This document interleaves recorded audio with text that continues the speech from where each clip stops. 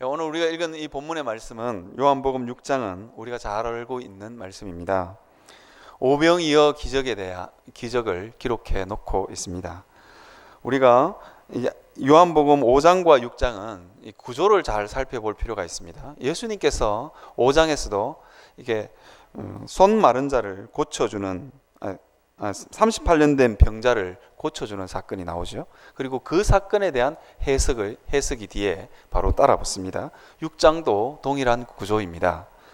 6장도 오병이어 사건이 일어나고요. 그리고 나서 그 오병이어 사건에 대한 예수님의 해석이 이렇게 붙어 바로 따라오는 그런 구조로 되어 있습니다. 그럼 우리가 잘 아는 본문이죠. 먹을 것이, 들판에서 예수님의 말씀을 듣다가 먹을 것이 떨어졌습니다. 그런데 예수님께서는 이 무리에게 제자들에게 이 무리를 먹이라 그렇게 이야기합니다. 우리는 때때로 인생을 살다 보면 이렇게 황당하고 황망한 일이 종종 있습니다. 계산이 안 되는 일, 도저히 내 힘으로 감당하지 못하는 일들이 우리에게 있다는 것입니다. 때로는 그 일을 예수님께서 우리에게 주시기도 하고, 때때로 오늘 본문처럼 시험하기 위해서 어떻게 6절에 보면 이렇게 말씀하시면 친히 어떻게 하실지 아시고 빌립을 시험하고자 하심이라 그렇게 되어 있습니다. 예수님께서는 때때로 우리가 어떻게 이런 상황에 대처하나 시험하려고 주시기도 하고, 오늘 본문에 이어지는 16절부터 시작해서 21절에 있는 내용처럼 예수님의 제자들이 오병이어 사건 이후에 이렇게 갈릴리 호수를 건너가게 되죠. 그런데 거기서 풍랑을 만나는 일들이 벌어집니다. 때때로 의도하지는 않았지만 우리 인생에 감당하지 못하고 감당하지 못하는 일들이 종종 생기는 게 인생입니다. 종종 생겨야만 하는 것이 인생입니다. 이것이 바로 인생의 참 모습입니다. 도저히 우리 힘으로 감당할 수 없고 두려워 떨고 무서워할 만한 일들이 우리 인생 가운데 생긴다 하는 것입니다.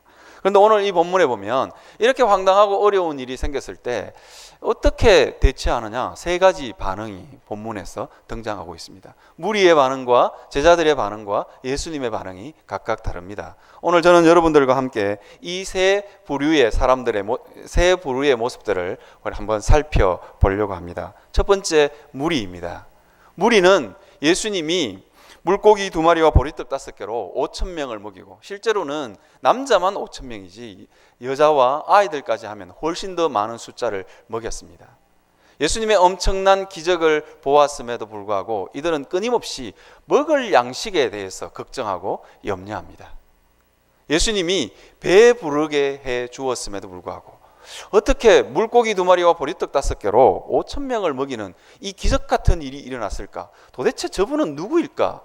이것이 정상적인 인생들의 반응인데 이 무리들은 그런 반응을 하지 못하는 것입니다. 오로지 먹을 것. 그래서 예수님께서 오늘 읽은 본문의 말씀처럼 뭐라고 했냐? 썩을 양식을 위하여 일하지 말라 그렇게 이야기합니다. 이 땅에서 썩어질 것, 그것을 위해서 거기에만 집중하고 거기에만 집착하고 살아가고 있는 인생의 모습에 대해서 이야기하고 있다는 것입니다. 때때로 우리도 인생을 살면서 이렇게 살아갈 수 있습니다. 경제적인 것, 이 땅에 보이는 것들, 거기에만 집착하면서 도무지 거기에 너무 신경을 써서 영적인 것에 대해서 영생하도록 있는 양식, 거기에는 도저히 관심을 가지지 못하는 사람들이 있다는 것입니다. 내 관심과 내 모든 생각의 집중은 어떻게 하면 먹을까입니다.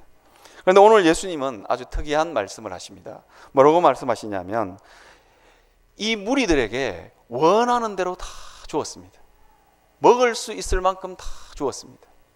오늘 보니까 11절에 보니까 저들에게 나누어 주시고 물고기도 그렇게 그들의 원대로 주시니라 그렇게 되어 있습니다. 원대로 주었음에도 불구하고 자고 일어나면 배고프죠. 이것이 썩을 양식, 이 세상 것에 대한 예수님의 해석입니다. 원대로 주었음에도 불구하고 그 다음날 일어나니까 배고프더라. 우리 인생이 그렇죠. 그 전날 아무리 맛있는 걸 많이 먹었다 할지라도 일어나면 아니면 며칠 지나면 또 배고픈 게 인생입니다. 그래서 우리는 어쩌면 먹을 것에 대해서 이 땅에 이 땅의 것에 대해서 집착하는지 모르겠어요. 어쩌면 이 땅의 것들은 우리에게 꼭 필요한 것들이긴 하지만 이 땅의 것들에 집착하는 우리의 모습, 이 땅의 것들에 우리가 그것에 집착하면 이것은 마약과도 같습니다. 아무리 많이 끌어 모아도, 아무리 많이 가졌어도 계속해서 욕심이 나는 게 정상입니다. 이 땅에 욕심이 없는 사람이 어디 있겠어요? 계속해서 욕심이 나는 이 마약과도 같은 것입니다. 그러면서 점점 서서히 우리의 인생이 파괴되어 가는 것입니다. 미국이 청교도들이 그 메이플라워를 타고 신대륙에 도착했을 때 그들은 신앙의 삶을 지키고 살았어요. 그래서 그들은 하나님이 주신 부여를 경험했어요. 그런데 미국은 물질 문명으로 말미암아 무너져 내리고 있죠. 왜? 더 많은 것들을 움켜쥐기 위해서 발부둥 치기 때문입니다. 이게 하나님께서 그들이 축복을 받은 이유가 뭐냐? 하나님께서 주신 양식에 대해서, 하나님의 주실 복에 대해서 사모함이 있었기 때문에 그들이 이 물질적인 풍요를 누리게 된 것입니다. 그럼에도 불구하고 그들은 그 하나님이 주신 양식에서는 점점 관심이 멀어지고 이 땅의 것들에, 이 땅이 주는 풍요에 점점 관심을 가지게 되는 것입니다. 그러니까 미국이 무너져 내립니다.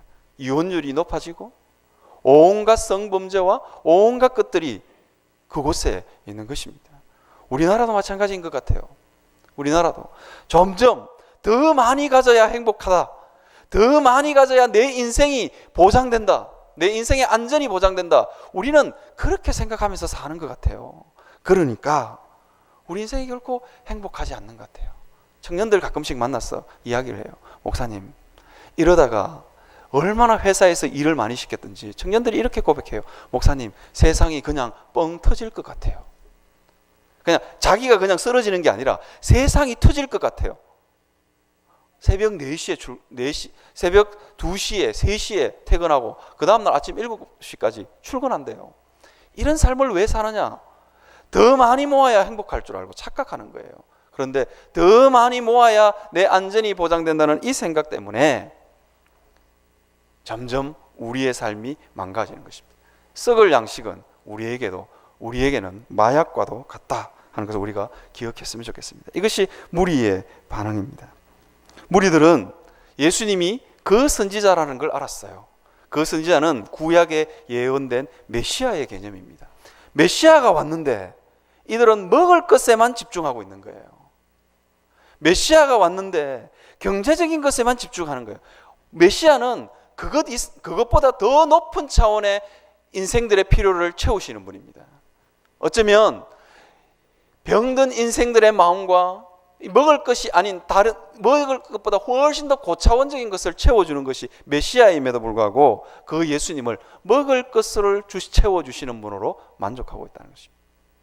그렇게 개념 정리를 하고 있다는 것입니다. 여러분, 예수 처음 믿을 때는 예수 믿으면 복 받는다, 예수 믿으면 우리 집이 부자가 된다, 이건 그렇게 생각할 수 있어요.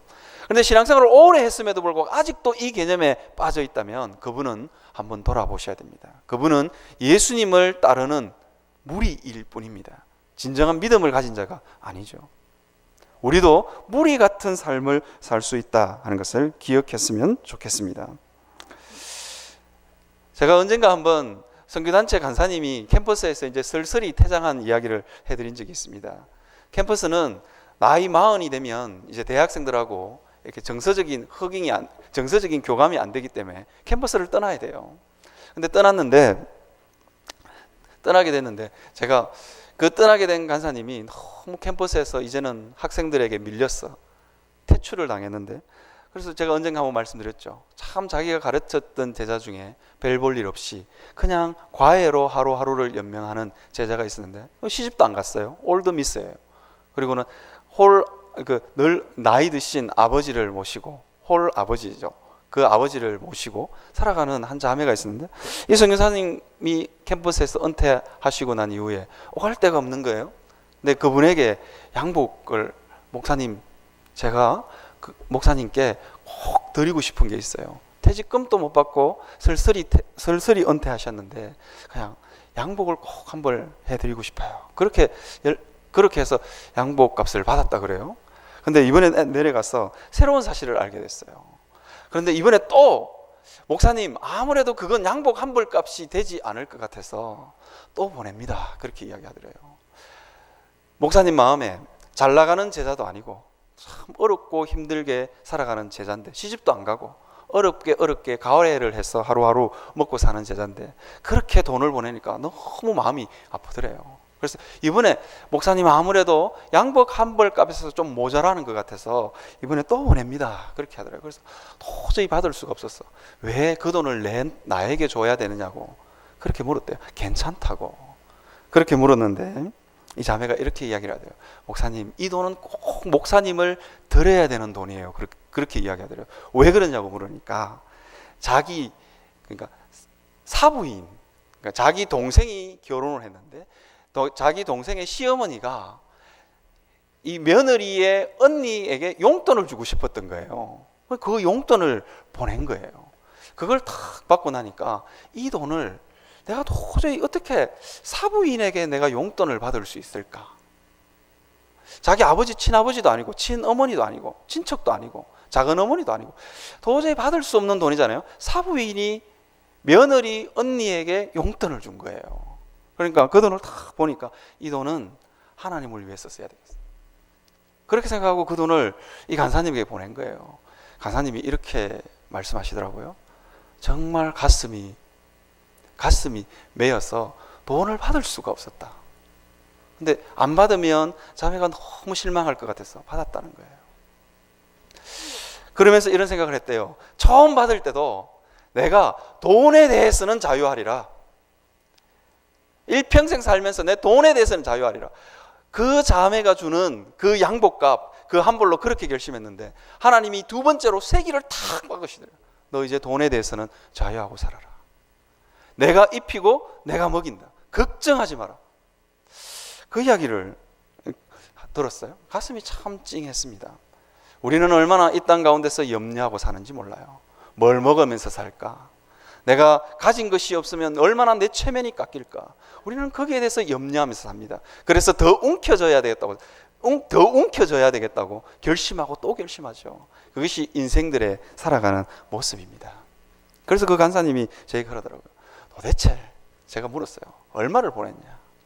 처음에는 50만 원을 보내고 두 번째는 60만 원을 보냈대요. 얼마 안 되네. 제가 그렇게 이야기했어요.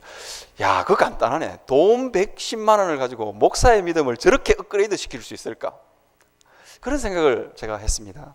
그러면서 그 간사님에게 옷 언제 해 입을 거예요? 그렇게 물으니까 그 옷 해 입으면 저한테 한번 구경시켜 주세요. 그렇게 이야기하니까 그 간사님 말, 내가 언제 옷을 사 입을까를 참 고민해 봤는데 겨울 옷을 사 입어야 되겠다는 거예요. 겨울 옷을 사 입으면 지금 사면 여름 양복은 여름 한철밖에 못 입지만 겨울 양복은 거의 6개월을 입을 수 있다는 거예요. 간사다운 검소함이 묻어나는 거죠. 겨울 양복을 입고는 거의 10월 말부터 시작해서 4월 말까지는 입을 수 있다는 거예요. 그래서 자기는 겨울 양복을 살 거래요. 그래서 110만 원을 보내줬어. 와이프 옷까지. 내가 뭐 캠퍼스에서 그냥 사야겠나? 와이프가 도와줬으니까 사야겠지. 그러면서 와이프 옷도 사모님 옷도 한 벌 사주기로 했다면서. 그래서 사진 그 옷 사 입고 꼭 사진을 찍어서 보내라고 그렇게 말한 적이 있습니다. 여러분, 우리가 이 땅 가운데서 얼마만큼의 금액을 모아야 우리는 두려워하지 않고 살 수 있을까요? 얼마만큼의 통장에 잔고가 있어야 두려워하지 않고 살 수 있을까요? 그것은 아무도 답할 수 없습니다. 아니면 어쩌면 모아도 통장에 아무리 잔고가 있어도 우리는 그 두려움에서 해방될 수 없습니다. 예수 그리스도를 믿는 믿음이 없이는 결코 해방될 수 없습니다. 제가 이런 이야기를 하시는 이야기를 한번 들은 적이 있어요. 아버지 집에 가는데 그 가는 길이 가난한들, 그 가는 길이 험한들 뭐 어떠랴?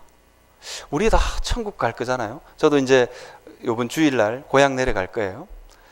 고향 가는 길이 험하면 어떨고 아버지 집에 가는 길이 험하면 어떻겠어요? 그냥 험하면 험한 대로 가는 거예요. 왜? 거기에 반겨줄 부모님이 계시기 때문에. 험하게 오고 멀리서 오니까 우리 부모님 더 좋아하시더라고요. 이렇게 집으로 이렇게 돌아올 때 이게 음식 보따리가 더 커지는 것 같아요. 우리 하나님 앞에서 그런 삶을 살았으면 좋겠습니다. 아버지 집에 가는 길이 험한들 어떻겠으며 아버지 집에 가는 길이 가난한들 어떻겠어요. 그냥 우리는 아버지 집에 갈 겁니다. 그래서 우리의 모든 불안과 이 무리들이 예수님이 주시는 오병이어를 먹고도 내일 또 먹을 수 없을까? 그 다음 날은 먹을 수 없을까? 영원히 보장될 수는 없을까? 그 이야기를 하면서 예수님을 붙들어서 자기들의 임금을 삼고 싶은 게 인생들의 마음입니다. 그런데 우리는 그 차원보다는 우리가 예수 믿는 그리스도인이기 때문에 그 차원쯤은 좀 넘어서서 좀 살아야 되지 않을까 그런 생각을 합니다. 거기에 매여 있으면 우리 믿음은 그냥 거기서 거긴 거예요. 세상 사람들과 우리의 모습이 전혀 다를 바가 없는 거예요. 우리가 그 부분을 한번 하나님 앞에서 묵상했으면 좋겠습니다. 내가 가지고 있는 집착과 내가 가지고 있는 물질에 대한 끊임없는 욕심, 이거는 채워지지 않는다. 내려놓아야 될 거다. 그렇게 하나님 앞에 고백하시는 여러분들 되셨으면 좋겠습니다. 두 번째 인생들의 모습, 두 번째 이 본문에서 찾아볼 수 있는 모습은 누구냐면 제자들입니다. 제자들은 어떻게 했느냐? 제자들은 계산합니다. 빌립에게 묻습니다. 뭐라고 묻냐? 빌립에게 예수님이 이 사람들을 먹이겠느냐? 우리가 어디서 떡을 사서 이 사람들을 먹이겠느냐 하시니 빌립이 대답합니다. 빌립이 뭐라고 그러냐? 빌립이 대답하되 각 사람으로 조금씩 받게 할지라도 200데나리온의 떡이 부족하리이다. 그렇게 이야기합니다. 떡이 다가 아니라는 건 알아요. 그런데 예수님이 우리에게 뭔가를 맡기셨을 때 계산하는 거예요. 인생을 계산하면서 사는 거예요. 수없는 계산을 하면서 삽니다. 이 제자들의 모습이나 무리의 모습이나 조금 무리들은 낫긴 해요. 그래도 다른 사람들에게 먹을 것을 찾기 때문에 조금 낫긴 해요. 그렇긴 하지만 이 제자들의 모습도 어떤 모습이냐? 도대체 계산이 안 나온다는 거예요. 우리는 인생길을 살면서 수없는 계산을 하고 삽니다. 내 노후는 어떻게 될까? 내 노후의 안정된 삶을 위해서는 얼마의 재산이 필요할까? 우리는 끊임없이 계산을 하고 삽니다. 그런데 아무리 계산해도 계산이 나오지 않죠. 그래서 오늘 본문에 보면 16절부터 시작해서 21절에 무슨 이야기가 하느냐? 이 갈릴리 호수를 지날 때에 풍랑이, 큰 바람이 일어 큰 파도가 있는 것을 볼 수 있습니다. 이게 제자들도 두려워하고 무서워하는 거예요. 계산이 안 나오는 인생을 사니까. 이게 참 인생들의 모습인 것 같아요. 저는 참 부끄러운 이야기지만 저는 우리 집에 셋째가 딱 이렇게 생겼을 때 계산이 안 나오는 거예요. 너무너무 두려웠어요. 이 아이를 어떻게 키우나. 사실은 올해부터 내 인생의 희년이 돌아왔다. 그러면서 제가 올해 여름 휴가부터는 캠핑 장비를 사서 이 아이들하고 캠핑을 다닐 거라고 생각했는데 올해는 캠핑 장비 살 돈으로 유모차를 사고 카시트를 사고 그렇게 제가 사는 거예요. 계산이 안 나오니까 두렵더라고요. 그렇지만 지금 지금 주님께서 저에게 뭐라고 하는데 맡겨라. 너 나 못 믿니? 그렇게 말씀하시더라고요. 그래서 맡기고 나니까 우리 셋째가 탁 태어났는데 너무 좋은 거예요. 너무 귀엽고. 죄송합니다. 애기 자랑을 해서. 여러분, 인생이 계산이 안 되는 거예요. 원래 계산이 다 될 것 같으면 인생이 아닌 거예요. 여러분들의 인생이 다 계산대로, 인생이 내 생각대로 내 계산대로 되면 얼마나 좋겠어요. 인생을 오래 살아본 분들 아시면 내 마음대로 안 되는 게 인생이잖아요. 저는 요즘 우리 딸아이 학교 보내는 것도 내 마음대로 안 되더라고요. 입이 이만큼씩, 아빠 왜 차 안 태워줘? 부터 시작해서 입이 이만큼씩 나와요. 어떡해요? 인생이 내 마음대로 안 되는구나. 정말 인생이 내 마음대로 안 되는 게 인생이에요. 계산이 안 되는 게 인생이에요. 그렇기 때문에 예수님이 요구하시는 거예요. 내게 맡겨라 하는 거예요. 여러분 있잖아요. 하나님의 계산 방식은 참 독특해요. 우리의 계산 방식은 그냥 내 힘으로 해요. 내 힘으로 어떻게 먹고 살까? 그런데 여러분 이 예화 잘 아시죠? 백화점 왕이 꼬맹이들을 탁 불러놓고 사탕을 집으라 그러는 거예요. 그래서 아이들이 여러분 같으면 사탕 집는 만큼 넣을 거야. 너 집에 가져갈 수 있으면. 여러분 같으면 어떻게 하겠어요? 손가락을 늘리고 최대한 벌려서 막 모든 아이들이 그렇게 하는 거예요. 손가락 당기고 손가락을 막 늘려서 많이 잡으려고 하나라도 안 놓치려고 이렇게 하는데, 어떤 여자아이 꼬맹이가 아주 작은 아이였는데 안 잡고 가만히 있는 거예요. 너 한 움큼 쥐어. 그래도 이러고 있는 거예요. 아주 새침대기죠. 그러니까 백화점 왕이 직접 집어서 주는 거예요. 어른의 손이 얼마나 더 크겠어요. 우리는 때로 계산을 잘못하는 것 같아요. 계산을 잘못하고 사는 것 같아요. 하나님이 집어주시면 훨씬 더 큰데 우리는 자꾸 내가 집으려고 하는 것 같아요. 하나님은 우리를 챙겨주시기 원하시는 분이에요. 여러분 다 고향 가실 거죠? 고향 가시면 부모님이 여러분들 고향 가시면 여러분들 너무너무 챙겨주고 싶어 하실 거예요. 그죠? 며느님들 잘 들으세요? 너무 챙겨주고 싶어요. 며느리가 예뻐서가 아니라 아들 때문에. 근데 며느리가 어머니 이것도 좀 주세요. 그러면 집어넣다가 끄집어냅니다. 그죠? 그냥 하나님이 챙겨주고 싶은데 우리는 내 계산하고 내 생각을 내려놓지 못하는 거예요. 오늘 이 본문에 등장하는 빌립의 모습이 그 모습이죠. 계산하면서 사는 거예요. 여러분 저는 인생 중에 여러 가지 인생이 있다고 생각하는데 마이너스 인생이 있어요. 하는 일마다 안 돼. 그죠? 하는 일마다 안 돼. 늘 마이너스예요. 인생이 늘 내리막길인 거예요. 그 다음에 두 번째 인생은 좀 나아요. 플러스 인생이에요. 플러스 인생인데 이 인생은 자기가 수고한 만큼의 수고한 만큼 먹을 것을 얻어요. 이건 플러스 인생이에요. 1 더하기 1은 2요. 1 더하기 1 더하기 1 이렇게 사는 거예요. 그냥 내 노력으로 내 노력만큼 거두는 거죠. 이것도 참 성경에서는 복이 있다 그렇게 했습니다. 그런데 여러분 있잖아요. 하나님을 믿고 하나님께 맡기는 삶이 어떤 삶이야? 곱하기 삶이에요. 여러분 곱하기 아시죠? 저는 초등학교 다닐 때 더하기 빼기만 배우다가 곱하기가 있다는 사실에 대해서 제가 절망을 했어요. 곱하기는 잘 안 되더라고요. 손가락으로 이렇게 계산이 안 되니까 곱하기 너무너무 싫더라고요. 나중에는 곱하기가 이게 너무 편리하구나. 구구단을 외자 뭐 이런 거 하면서 우리 딸이 지금 구구단을 외우고 있는데 이게 잘 안 되더라고. 이게 손가락으로 이게 발가락 손가락 다 하고 더하기 빼기는 그렇게라도 하고 아니면 주우개 이렇게 지워가지고 주우개 똥 나누어가지고 그걸로라도 이게 빼기 더하기는 됐는데 이게 곱하기는 잘 안 되더라고요. 여러분 하나님 믿는 인생이 어떤 인생이냐? 곱하기 인생인 거예요. 여러분 중고등학교 다닐 때 함수라는 걸 여러분 배우셨죠? y는 fx. 죄송합니다. 혹시 여러분들의 아픈 상처를 건드렸다면 너무 죄송한데 수학에 함수라는 게 있어요. 거기에는 x에 내가 뭘 집어넣느냐예요. 근데 더 중요한 게 뭔지 아세요? x에 내가 1을 넣을 수도 있고 2를 넣을 수도 있고 3을 넣을 수도 있어요. 그런데 f가 뭐냐? f는 고정돼 하나님이 주시는 거예요. 거기에 100이 있으면 4를 넣으면 400이 되고요. 거기에 1000이 붙어 있으면 4를 넣으면 4000이 되는 거예요. 이게 하나님이 우리에게 챙겨주시는 방식이에요. 오늘 본문을 보면 오병이어 물고기 2마리와 보리떡 5개 하나님께 드렸죠. 한 아이가 먹을 수 있는 도시락 아닙니까? 아이의 도시락을 빼앗아, 참 치사한 것 같아요. 안드레가 아이의 도시락을 빼앗아 와가지고 말이죠. 아마 그 아이는 울었을 것 같아요. 내 도시락을 빼앗아 가다니. 그러면서. 그런데 이 도시락이 어떻게 됐냐? 곱하기 10,000이 되죠. 적게는 곱하기 5,000이 되죠. 이게 하나님의 방식입니다. 여러분 하나님 앞에서 너무 계산하면서 살지 않았으면 좋겠어요. 어차피 계산 안 되는 게 인생이에요. 그죠? 어차피 계산 안 되는 게 인생이에요. 자녀들에게 재산을 많이 남겨줄 거냐? 그거 합당하지 않을 수도 있습니다. 그 재산 때문에 그 자녀가 불행해질 수도 있습니다. 하나님 앞에 하늘 곳간에 많이 쌓아두는 게 오히려 그 자녀를 위해서 복이 될 수도 있습니다.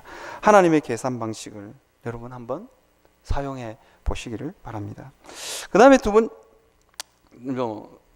그 다음에 이게 제자들의 반응이고요. 세 번째 반응은 예수님의 반응입니다. 예수님은 어떻게 하시냐? 오늘 본문에 보면 11절에 예수께서 떡을 가지사 축사하신 후에 그렇게 되어 있습니다. 축사하시다 이 표현을 영어 성경으로 보니까 이렇게 되어 있어요. Given thanks 이렇게 되어 있어요. Given thanks. Given thanks라고 되어 있어요. 뭐냐? 하나님이 주실 줄 알고 감사했다. 그렇게 표현하고 있습니다. 예수님에게는 그 믿음이 있었습니다. 주실 줄 알고 감사하는 믿음이 있었습니다. 내가 없다 할지라도 여러분의 계산 방식에 하나님이라는 변수를 좀 넣었으면 좋겠어요. 인생을 살면서 끝끝내 하나님이라는 변수를 생각하지 않고 사는 것 같아요. 그래서 예수님은 하나님이 주실 줄 알고 감사하면서 살았습니다. 여러분, 하나님 앞에서 여러분 있잖아요. 없어서 너무 늘 찡그리고 사시지 마시고 하나님 주실 줄 알고 감사합니다 하고 살아보십시오. 반드시 하나님께서 주십니다. 여러분, 이것이 예수님의 방식입니다. 예수님은 어떤 것이 있냐? 예수님 하나님에 대한 믿음이 있었습니다. 여러분, 오늘 이 본문을 우리가 자세히 들여다보면 도대체 믿음은 뭐냐? 예수님 주실 줄 알고 감사합니다. 여러분 다 아멘 하셨지만 이거 집에 가시면 바로 안 돼요. 바로 안 됩니다. 110만 원을 퇴직금으로 받은 그 선교단체 간사님, 50만 원 받을 때 주님 내 평생 돈 걱정 안 하고 살겠습니다. 그렇게 살았는데 한 6개월 지나고 나니까 그래도 돈이 좀 있어야 되지 않을까 그 생각을 하고 있는 찰나에 하나님이 60만 원을 더 보내서 절대로 걱정하지 마 그렇게 하신 거예요. 그래서 뭐가 필요하냐? 우리의 믿음이라는 건 늘 흔들려요. 그렇게 살아야지.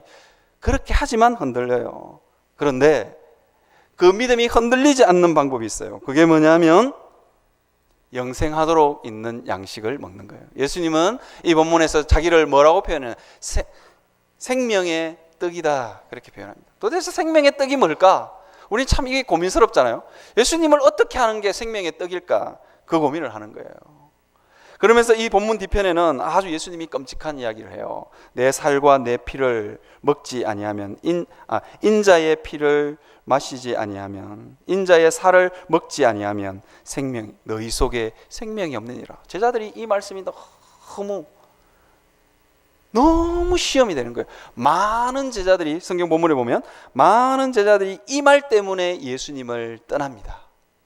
그렇다면 생명의 떡이 뭐냐? 그래 놓고 예수님이 많은 제자들이 떠났을 때 예수님이 너무 쓸쓸했어.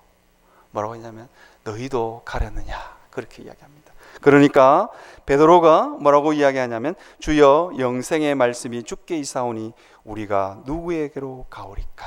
그렇게 고백합니다. 영생의 말씀이 주님께 있대요. 그러면 이 생명의 떡은 뭐냐? 예수님의 피와 살을 먹는 게 뭐냐? 하나님의 말씀을 내 마음 안에 공급하는 거예요. 하나님의 말씀을 내 마음 안에 공급하는 거예요. 사실은 내 살과 피를 먹는 이 사건은 유월절과 연결되어 있습니다. 오병이어 사건의 앞쪽에 보면 4절에 보면 마침 유대인의 명절이 가까운지라 그렇게 되어 있죠. 이 유월절 여러분 잘 아시죠? 그날 저녁에 양고기를 뜯고 유월절 피를 문설주에 바르면 자고 일어나면 새로운 세계가, 새로운 시대가 열리는 거예요. 종살이하고 어둠의 권세에 매여 있던 이 이스라엘 백성들이 자고 일어나면 새로운 삶이 펼쳐지는 겁니다. 여러분들이 예수님의 말씀을 여러분들이 먹고 묵상하시면, 그리고 그 말씀을 믿으면 새로운 세계가 열린다 하는 것입니다. 제가 얼마 전에 병원을 갔어요. 병원을 갔는데 저는 그 안과를 이렇게 가는데, 저는 빅5 어느 안과인지는 말씀드릴 수 없지만 빅5 우리나라에서 5손가락 안에 드는 안과를 갑니다. 저는 그 안과를 한 3년 동안 이렇게 다녔거든요. 근데 그 교수님이 웃은 적이 별로 없어요. 얼마나 무섭게 눈을 부릅뜨고 옆에 레지던트들을 구박을 하고 학대를 하는지 모르겠어요. 웃지를 않아. 원래 1인자는 저렇구나 이런 생각을 했어요. 그런데 이번에는 병원에 탁 갔는데 그 교수님이 외국인 수련의가 하나 있었는데 영어로 대화를 하는 거예요. 제가 영어를 다 알아듣지는 못해도 그냥 대충은 알아듣거든요. 그래도 대충은 알아듣는데 내 이야기를 하는 거예요. 수술이 너무 잘 됐다고.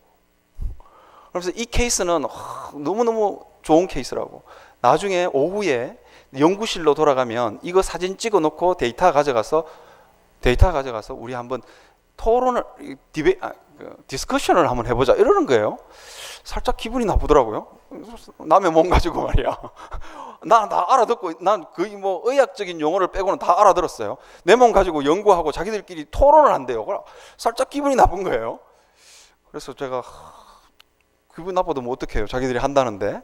그리고는 제가 나가면서 제가 너무 잘 알아듣는 척 하면 안 되잖아요. 교수님도 얼마나 민망하겠어요. 1인자인데 인상을 팍 쏘더라고요. 그래서 제가 그 외국인 교수에게 안 되는 영어로, 사실은 풀 센텐스로 내가 한번 딱 영어를 말하고 싶었는데 영어 전체 문장을 딱 만들어 놓고 있는데 제 마음속에 성령께서 제게 지혜를 주셨어요.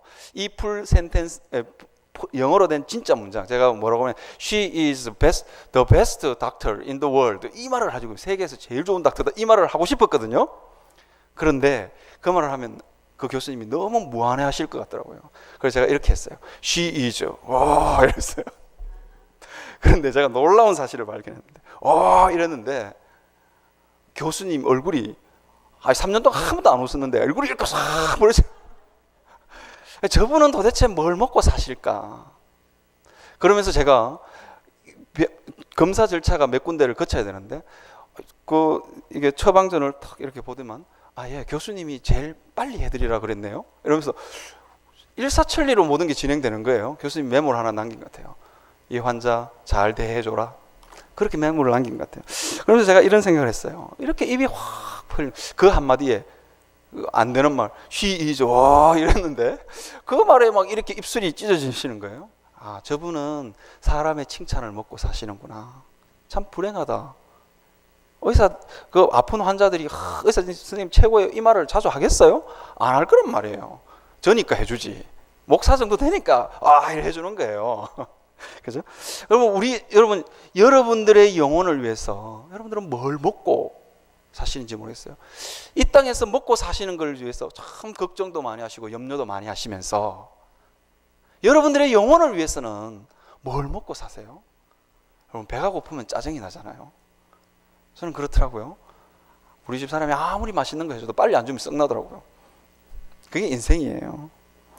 여러분, 여러분의 영혼을 위해서 여러분들은 뭘 먹고 사세요? 안 먹고 계신다고요? 죽습니다. 왜 신앙생활이 힘이 없고 짜증스러우냐? 하나님의 말씀을 먹지 않기 때문입니다. 여러분의 영혼을 위해서 여러분들은 뭘 먹고 있는지 한번 돌아보셨으면 좋겠습니다. 예수님의 양식은 뭐냐? 하나님의 뜻을 알고 그 뜻대로 행하는 게 예수님의 양식이었어요. 여러분들도 하나님의 뜻을 알고 하나님의 뜻대로 사는 그 양식을 여러분 마음 안에 채워 여러분들이 먹으시기를 바랍니다. 이 시간 우리 다 같이 한번 찬양하겠습니다. 6월절